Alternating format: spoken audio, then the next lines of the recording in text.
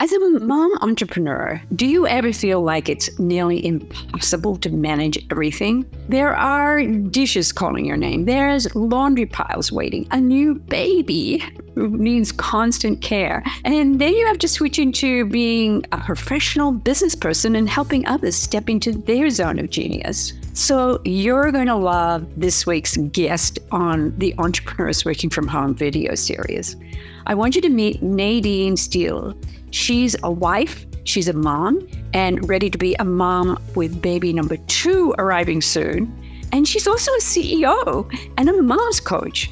She specializes in coaching ambitious moms around the globe to get their mojo back and go after what they truly want to feel more confident and powerful to pursue their dreams. I'm Gil Bates, and I've been an entrepreneur working from home for over 20 years, and I specialize in helping business entrepreneurs navigate the challenges of overwhelming time management in running a successful business from home in today's fast-paced business world. So in this ongoing series, I'm diving deep into the proven strategies and systems that are tailored specifically for home-based business entrepreneurs just like you. Now, I'd love you to take a minute to subscribe to the channel. And of course, don't forget to hit the bell so you can be notified when I upload those more videos.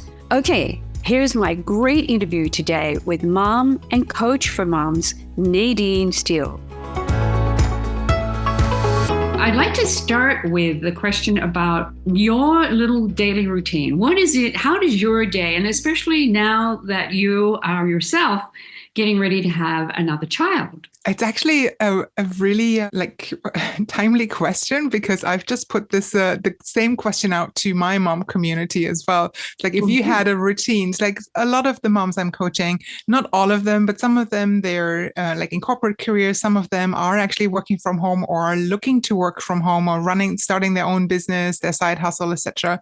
And I just put out the question to them: would a more structured evening routine or a morning routine be more beneficial for you to get more out of your day, specifically, being more focused and productive, etc. I thought, everyone was going to go for the evening routine, because so many things can go really sideways in the morning. You never quite know, especially with young kids, what type of toddler you're going to get. Yeah, so everyone was it was a big discussion. So it was kind of a bit going more a bit more structure in the morning and in the evening. That's what I came down to. So I'm really looking into supporting my community with that. And for me, no morning really looks the same. It's very kiddo number 1 is 4.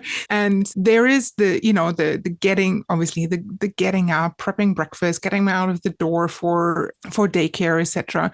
But it always is a bit different. My husband also works from home. He has to be on call for most of it. He works in the film industry. So there's a lot of being on call. And for me, some of my coaching sessions with moms start really early too. So it's every morning is kind of a bit different depending on, do I need the office for confidential coaching really early on? Is there a short notice call for my husband that he has to jump into? By when do we need to get to daycare? Any appointments? It's really different every morning. No morning is the same. But because we're both working from home, there is a mutual understanding there of who might need what or where. Yes, exactly. Yeah, I'm trying to bring a bit more structure into my day and seeing, okay, say for instance, Wednesdays, Thursdays, and Fridays are for coaching mainly. Right. The beginning of the week is more for, say, admin tasks, creating, networking, those types of things. Podcasting, right? Podcast guesting. At the end of the day, do you have any kind of ritual to look at the day ahead? Because with children, life is crazy. You have this whole structure worked out, and then it all gets thrown out the window, right? Yeah. I'm looking forward to the next year with the newborn around as well. It's what's that going to be like?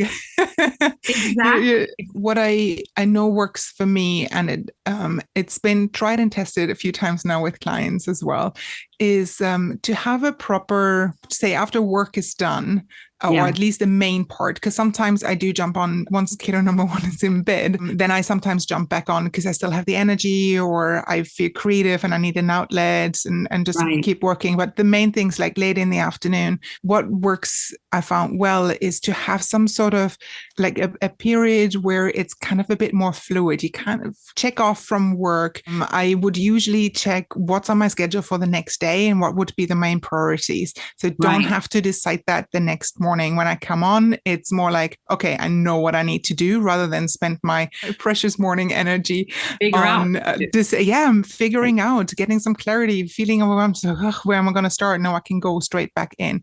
So this would be something I do right before I switch off in the afternoon, and then spend some time to ideally have maybe even 15, 20, 30 minutes doing something else while kiddo is coming back from daycare. So I'm not going straight from work clothes, coaching someone or any sort of work related thing to boom, switch, flip the switch and now it's family time. But I would maybe use a few minutes to listen to some music, change my clothing into something that's not work related, start maybe cleaning or tidying something, prepping dinner in a way that's like, okay, it's slowly leading me out of work mode and I can be a bit more present when kiddo comes along. So that's wonderful. You kind of like, it's that transition between work mode and family mode that you have just really figured out that you need that little buffer in between, right? Yeah, I love that. That's great. Yeah. Transition was the word I've been looking for the entire time I was talking. Thank you. So, and how, you've been working as a coach, as an entrepreneur working from home for quite a while, and having children is a challenge in itself.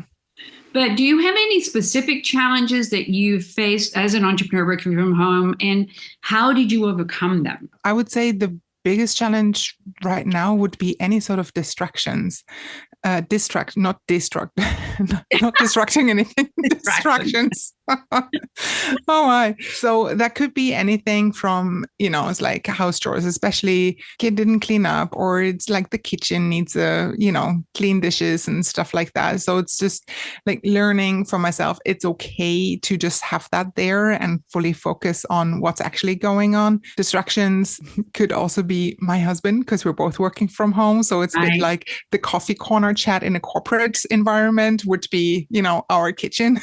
If something comes up there but it can also be a plus, because right away you have someone there who you can trust and who can deliver support when your laptop plays up again, or something comes up and you're like, can you help me with that? Or even celebrate. Something to celebrate with. Something to celebrate and acknowledge things with. Do you I'm talking like a little bit about notifications, like emails and texts and things. How do you handle those? Actually, just in the last maybe 2 months or so, I've switched off notifications on my phone. I've also set it to silent, and there's only 1 or 2 people who can actually text or call me, and I would get a loud ding or ringtone on. And those pop-up notifications that you'd get on screen, none of that is happening. I'm based in Canada on the Pacific coast. My family, so my parents, my siblings, they're based in Europe, so that there's a 9-hour time difference. Yes. And usually when I get up, most of their day is already done. But there's lots of we're staying connected. We want to know what's going on in each other's lives. So there's always this part as well. Or I need to there's this inner conflict of I want to stay connected and make sure that they hear from me this day, catching up on all the things that are there versus, I need to concentrate on my work. So those would be some exceptions that I've made for myself. So it's like my family over there, because their day is coming to an end. And then here's just my husband in daycare in case of emergencies that come through. But I love it that you've set that up for yourself as far as your notifications go, because I think that's really important. I use the Pomodoro technique. I think you're familiar with that. That's when you close down all notifications and you can focus in on getting things done as an entrepreneur working from home. I love it that you're connected with your family in Europe, because I'm connected with my family in Australia. So, those time differences are challenging at times as well. Yeah. And we talk a lot about working from home, being isolated or not with people. But of course, when you're a mom and you have kids running around and you have things to do, that doesn't happen so much, the isolation. But you do still need to stay connected in your industry with people, right? How do you do that? What do you do? What kind of collaborations or connections do you have with? So first of all, I'm kind of a homebody. So even with kids, there is this, the going out and meeting other parents. But that particular part is, I would say, a challenge for me is like working from home, the staying connected even in my like personal life. So I would call it a work in progress, and just to be like totally authentic and open about that. And on a professional side, a lot happens on social media. So Instagram is not so much, for instance, for me for posting, but my DMs and the stories are very vibrant. There's a lot going on. It's really like a chatting tool. In the chatting tool, there's a lot of that going on, staying connected with people I already know, or even like making new connections. Then there's email. There's lots of like online networking events that I came to know over the last couple of years, like professional networking events, support events, and then actually how we met as well through our business coach. Lindsay is like, shout out to Lindsay. Hi. Yes, and and I believe you've interviewed them as well. So if anyone wants to look back later as well, they have always some great tips. This is my first interview, actually. Lindsay was interview. Yeah. Yay. There's a lot of alignment there as well because of the way we want to run the world, our businesses, our lives, how we, conduct our business and how we want to connect with people and serve people, right? And I think that's really important for the people that are listening today on how you do that. Who is a busy mom with kids, know how important it is to stay connected in that professional world as well, right? It's not necessarily something that was there from the very beginning. I've joined lots of other groups and mentors or coaches or checked things out here and there. The connections for me, relationships, the networking for me over the last few years is really about them being aligned, like having your type of people around you, the ones that you gel with, because you sometimes need to be quite vulnerable there as well. And you need someone to hold you accountable and, support you with the right way of doing things. And it might take a bit of time to find that person or to find that team or, network. But once you're there, that's that. Yeah. And for me, that's important. I make time for showing up. That's how I want to run my business. There's lots of things going on. And at the beginning, when I started working out from home or even doing my own business, it was a lot. I was like, oh my gosh, there's all these things that I have to take care of. I had no idea this would come, to land on my desk and I don't have to figure this out. There's just so much overwhelm and that can happen. And so for me, you can lose a lot of time and focus on that if you don't have the right people or the right focus.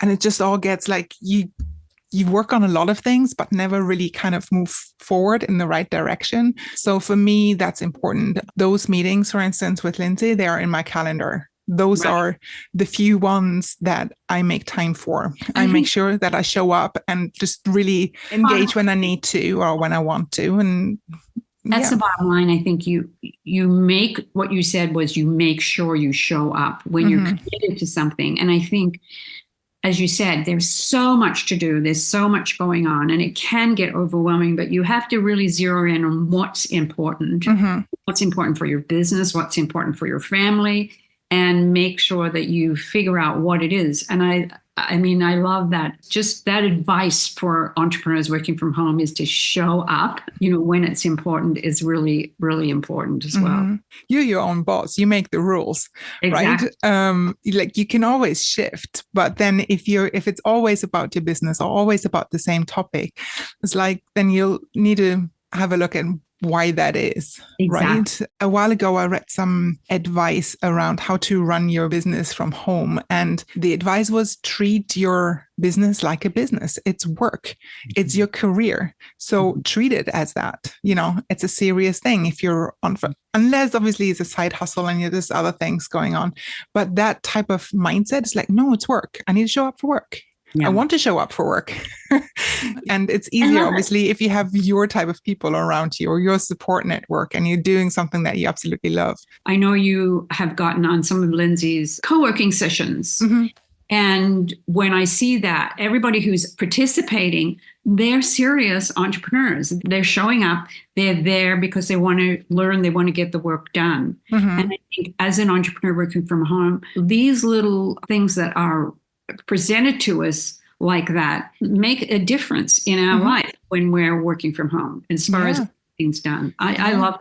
I think it's great. And it's also motivational. You have, like, if you're working from home by yourself, there's other people wherever they are in the world, and they're all probably somehow either gone through already what you're currently experiencing or the other way around, or you can celebrate together or support each other. It's like, I really need to get this done. Okay, I'll check in with you. You want me to check in with you afterwards and see if you've done it?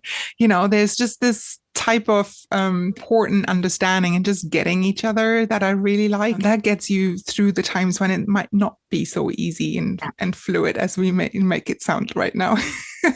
It's one of the most important things, I think, being an entrepreneur working from home, because those connections really matter and they help you, achieve what you want to achieve as well. You see what other people's goals are, how they're achieving their goals. So you don't have that feeling of isolation. You have the feeling that you are surrounded by people who are your kind of people, your tribe, you might like to say. Right? Yeah. And there's so much learning going on from each other as well, and support. Yes, exactly.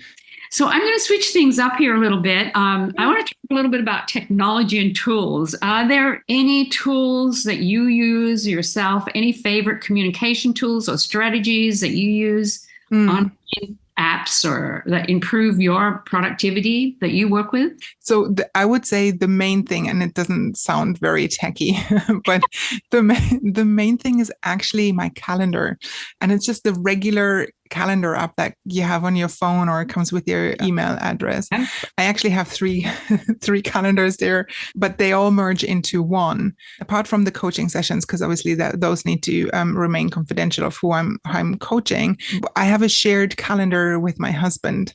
So, and it's color coded. I know at a glance, he's got a meeting at this time for whatever reason. I've got these meetings going on that are coaching sessions or recordings, like we have ours now. Then there's a color code for medical appointments. Then there's a color code for the entire family, right? There's color codes for social interactions, or we're going to meet family, whatever. So we don't have to constantly go and say, I've got this going on or whatever.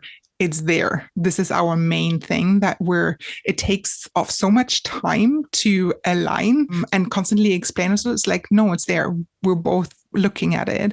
So that would be like my main tool and strategy to really also get things done. It's time saving, energy saving. I really structure it in a way so there's the framework. Obviously you have the time blocking part in, but I also make sure that there's flexibility. So there's time in between each meeting in case something comes up, because you just never quite know. And I also schedule in tasks. So it's not like I have meetings all day and then I have action items that also need doing, but actually no time in the day. So I do schedule in tasks, and I'm very specific about them too. So it's not like, work on project A, B, and C, but it's more like, okay, research this for project, or find some links to refer to, whatever it is. So it's very, very specific. So that would be probably the tool that I'm using the most technology wise. And then the other things would be Calendly for clients to book their sessions. I have Canva. Chagpt is sometimes helping for just some creative boosters, and then I take it from wherever they come up with. How do you communicate with your clients? Do you communicate with an app, or do you communicate just via email? I have private clients that would communicate. Mainly sort of kind of official communication would go through email or sometimes WhatsApp or text messages if they want. So that comes as part of the package. So in between sessions, if they need a bit of accountability or just celebrate something with me, or they just want to let go of something, or I need a tiny bit of support, then it was like, send me a text message or a WhatsApp message, and I'll be right there in between sessions for you. And I do coach clients through a global coaching platform called Betterup, and that all goes through their internal platform as well. Okay, so tell me a little bit about, I'm looking at your office. It looks lovely. Tips on having like a workspace that helps you, inspires you to get your work done. I want to say it's also a work in progress. Well, we're always a work in progress. Yeah. So especially right now, it's like, I think I need to tweak here or there a bit. So I want to say I have actually 3 main workspaces at home. So this is the office, and this is where I am mainly for, say, those podcast recordings or lives that I'm doing, but also for confidential coaching sessions. So doors closed and locked, so no kid can come in if they are around, which most of the time they're not. But so it's confidential in here. But I'm sharing this office with my husband. We have one office for the 2 of us, and most of the time. So when I'm not here coaching or recording, I actually love sitting at our dining table. It's a huge wooden, like old-fashioned dining table. I just love sitting there, and coffee on one side, so maybe some snack on the other side, and then just work away for most of the things that I'm doing. And then the third space is actually the sofa, which is like very casual. But I found specifically, so I've obviously like learned this over time. It wasn't always there. If I need to be kind of creative or really like social, and I'm checking in with people or connecting on social media, for instance, then it's the sofa. It's just, I don't know, that's kind of the connection. Sofa, and it's a bit more casual. I can be more myself. And I also really like it for creative processes. So it's like posting things on social media or just brainstorming what that could be. And blog writing really somehow comes easier to me on the sofa for some reason. So that's where I'm kind of following where my body or my instinct. So that's kind of the sofa, and that's okay. But I can't do everything there. I know I just procrastinate a lot more for certain other tasks if I'm on the sofa. So the dining table, it would be for more of like detailed things. Right. Was like writing invoices or checking calendar availability and stuff like that. Separated these areas that are places where you do specific things. I think that's wonderful. You're talking to your creativity more than anything, especially like, how often do you blog? So I've actually checked that last night. I haven't in a while. I blogged a lot last year. And now I've just written my second blog in 2 weeks, and I have like 3 or 4 more on the calendar that I really want to get out before I go onto maternity leave. It's like somehow my creativity is just there. And it's like, I really want to do it. So I would say maybe on average, I want to say maybe one every 6 to 8 weeks when it comes down, looking over an entire year. But I just like want to get it out. There's a lot more if I'd let myself, to be honest. But I also know that this is, I kind of learned where to put my energy, and blogging is not the one and all. If it comes down to like getting clients or doing actually the client work and coaching moms, the blogs are more of a mid to long term strategy. I love it that you discovered that. And I love what you said about where to put your energy. How do you think you're going to handle when the new baby arrives? What are some plans that you have for keeping your business afloat as you move into that area of having a new baby and a child? the same time. Yeah. Full disclosure, I nearly worked all the way through my maternity leave first time around, and it didn't work out well. It just didn't. As an entrepreneur, also fair enough. Like it was 2020. There was a pandemic going on. No one knew what was going on, and hubby and me and newborn were inside. I was like, let's just keep working and keep busy, and tune out the world and see what we can do to each one of us to help other people out. So we've invested a lot of energy in that area too. It wasn't really sustainable this time around. I hopefully I've learned. So that's everything that's obviously I've just shared is also something that I now openly talk about and also help other moms with when it comes back to being a super mom, doing everything, and that bounce back culture that isn't quite there. And obviously, I know this comes with a lot of privilege because not everyone, say, has paid maternity leave. Not everyone can afford that. Some people, I've talked to a mom, I don't know, maybe 2-3 years ago, who said she had to go back to her retail job 5 weeks after having a cesarean section. And she was in excruciating pain because she didn't have a choice. Yes. I do have a choice and I don't take it lightly. I'm grateful for it, and I know I will pay it back in some way or another. But I've for now taken steps to actually make sure I'm healing, I'm doing well, because that means the more I take care of myself at the beginning of this new motherhood journey, the more or the easier it would be for me further down the road. And so I will step back from my business.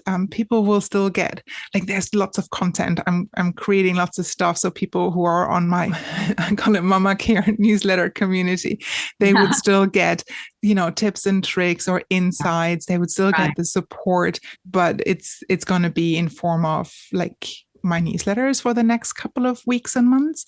And there's lots going on, lots of like podcasts, there's blogs that I'm creating right now, tips and tricks, and preparation work. Yeah. And I'm sure moms that are watching this who are getting ready to go into motherhood as well and are really taking this in because it's so important. We do think we're super moms. We do think we can do everything right. But you do have to look ahead and make some plans, right? Yeah. And I know there's so many things that you can't plan for. So there needs to be some flexibility there as well. But I'm setting a framework for myself and some boundaries. I would call myself pretty ambitious. So I just know that if I let myself, I would probably continue working. But I know that's not really going to be helpful. So I'm, setting up my support network to say, is like, hang on, this is what I actually want to do. So if I come back to you and say, hey, so-and-so, we'll need to have a chat first before I jump, head first back into something after 6 weeks of being on maternity leave, because it hasn't worked out well first time around. Yeah. Having a good support group is really wonderful. Yeah. Absolutely. Especially as an entrepreneur, you must, as you said, get your newsletter out, get the things that you can actually plan ahead for a lot of those things. Yes. Wow. Exactly. And I'm currently planning still showing up on Instagram, sharing updates of like, what's new mom life like? Hey, I made it out of doors today. Hey, we started weaning or whatever is going on. So those updates, I'm still planning on sharing casually on Instagram without making too much of a fuss about it. But it's like, I'll still be around, and I have business plans for next year. Like I'll definitely next year being, whenever, I don't know, maybe someone is going to listen to this and it's like, what year was this recorded? So I'm currently planning going on maternity leave mid-end September 2024. So if anyone is tuning in at a later stage, I'll probably be already on maternity leave. But for 2025, I have plans. Exactly. I have plans, business plans, and plans to support even more moms through their journey. Yes. And so, I always ask this question with everybody. What is important to you maintaining a healthy work-life balance? I mean, it's a tough one, because I think it changes a bit as well, depending on where I am, what's going on. One of the big ones is, I would say, to show myself some self-compassion. And that is where I can't be everywhere and everywhere for everyone at the same time. It's just not possible. There's only so much time and energy that I have, that any mom has. And some days or weeks are a bit tougher than others, depending on how much sleep you had, or if someone is teething, or if you've cut the fruit the right way, or, it's like whatever, whatever comes up.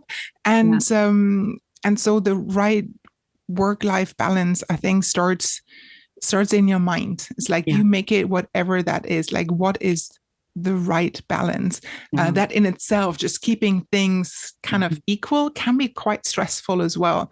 So I would more see it as like an integration that works for you. And sometimes, or some weeks, those are heavier work-wise, and sometimes they're heavier, the scale tips a bit more to the personal side, and that's fine. If it's your choice, if it's a mindful thing, if you're still getting through, if it works for you, then that's fine. But it's more of it's more of a conscious decision. I have a say in it, and I know it's not working out the way it is right there. And then it's like, what you learned from it. And okay, next time. What you're saying, like you said right in the beginning, give yourself grace. Yeah. I think that's just really important, especially, as you said, especially as a new mom, what you have to do, when you have a baby, that comes first before anything else, right? So you just have to give yourself grace and work around it. Yeah. And I think setting boundaries with others is also good, letting people know, what your timeline is, where, when you're available, when you're not available, all of those things I think are really important, right?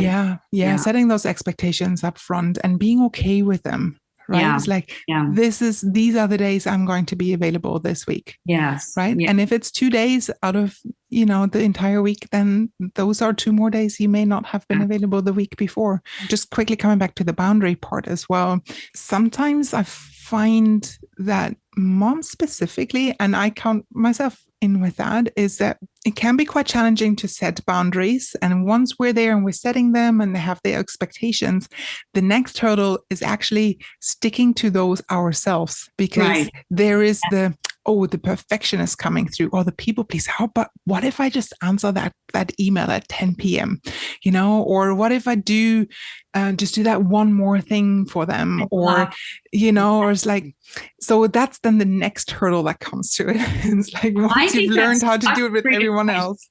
As entrepreneurs that work from home, we really think that we can, like, it's 10 p.m. at night. Oh, I do need to answer that email. It's 10 p.m. at night. But if you've set the boundaries that you've closed down the office at 8 p.m., then you're not going back in at 10 p.m. to do an email, right?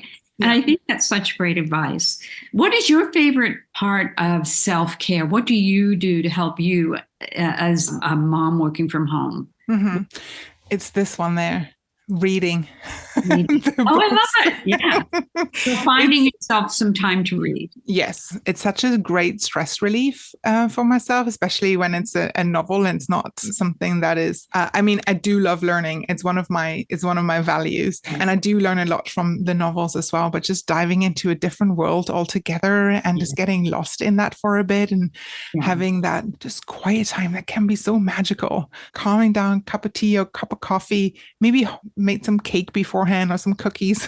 I think a lot of moms would totally agree with you. Finding 30 minutes to just sit down and read would be wonderful self-care. Yeah. And it's free, there's nothing. And it can be done at any time, which is really great, right? Exactly. Yeah. Well, Nadine, this has been so wonderful. I would love you to share with us now a little bit about why you love being an entrepreneur and where people can connect with you and what are the services that you offer especially for moms out there.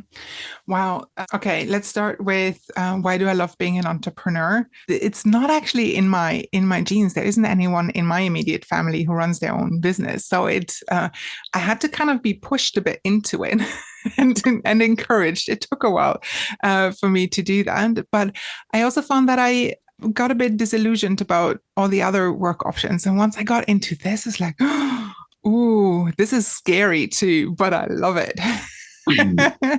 So my learning values come through here because there's so much learning, the variety of things. So specifically as an entrepreneur, not necessarily just a mom or a coach for mothers, because that comes with its own really deeply rooted fulfillment for myself. But just the entrepreneurs, like I love the challenge, like doing my own thing, the learning, the connecting, the flexibility that comes with it. There's so much variety. You just never know what's going to come at your on your desk, on your table, land in your inbox. So I do love the variety of it, and it's like I can just get stuck into it. Specifically for what I love about coaching for moms, it comes a bit from my own experience of just knowing their moms need so much more support. I love to be able to help them get their own dreams come true, have the career that they love. I'm loving my job. Like you can tell, I'm just like all, giddy and passionate and excited about it. And I know that this is an option for other moms too, whether it being like working from home or being an entrepreneur or going into more of the corporate world if that needs to, because there's lots of benefits there too. But it's more like exploring options and then going for the thing that really excites you. And it's like, okay, let's see how we can make it happen together. So yeah, that was part one of the question, of your questions. What was the next one? Can you remind me? Yeah, no, it's about where can people find you? And I know that you have a roadmap for moms that you offer. So tell us a little bit about those. Yeah.